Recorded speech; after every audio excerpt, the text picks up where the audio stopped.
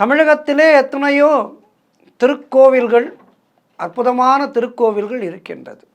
குறிப்பாக சென்னையிலே நிறைய திருக்கோவில்கள் இருக்கின்றது. அதிலே சென்னையிலே சென்னையினுடைய இதய பகுதியாக விளங்குகின்ற மயிலாப்பூர் என்கின்ற அற்புதமான ஒரு ஊர். இந்த மயிலையை பொறுத்த வரைக்கும் என்ன சொல்வார்கள்? மயிலையே கையிலை, கையிலையே மயிலை என்பார்கள்.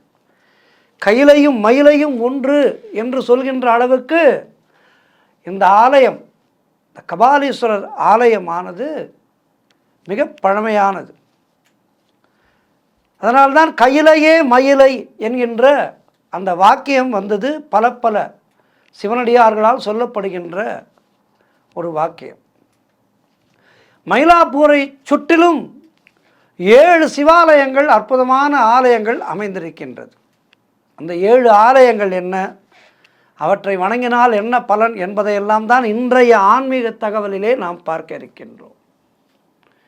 மயிலை நினைத்தாலே, இந்த சிவபெருமானை நினைத்தாலே நம்முடைய நெஞ்சிலே பக்தி வளரும்.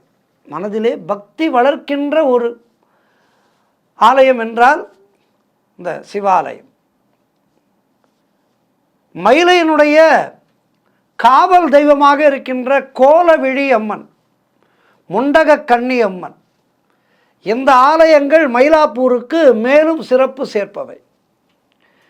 இந்த மகத்துவங்கள் நிறைந்த இந்த மயிலாப்பூர், அந்த பெயர் வந்த எப்படி அந்த ஊருக்கு ஏற்பட்டது, இதை பற்றியெல்லாம் தான் இன்றைய இந்த ஆன்மீக தகவலிலே பார்க்க இருக்கின்றோம். திருத்தொண்டர்கள் பெருமை இறைவனை விடவும் பெரிது என்று சொல்வார்கள். அந்த சிவப்பரம்பொருளுக்கே அன்னை உணர்த்திய அற்புதம் நிகழ்ந்த தலம் திருத்தலம் மயிலாப்பூர். கையிலையிலே ஒரு நாள் சிவபெருமான் அன்னை உமையவளுக்கு வேத பொருளை விளக்கி கொண்டிருந்தார். அந்த வேளையிலே அழகான மயில் ஒன்று அன்னையின் எதிரிலே வந்து தோகை விரித்து ஆடியது. அந்த மயிலினுடைய ஆட்டம் ஜெகன்மாதாவினுடைய, அந்த பார்வதி தேவியினுடைய சிந்தையை சிதறச் செய்தது. இந்த மயிலினுடைய ஆட்டத்திலே மனமகிழ்ந்து போனார். சிவபெருமான் சொன்ன அந்த விளக்கங்கள் சற்று அம்பாளுடைய காதுகளிலே ஏறவில்லை. இதனால் சிவபெருமான் சினம் கொண்டார். வேத பொருள் பற்றி கூறுகையிலே மயிலின் ஆட்டத்தை ரசிக்கின்றாயே என்று கேட்டார். அதற்கு இறைவி, மயில் நம் குழந்தை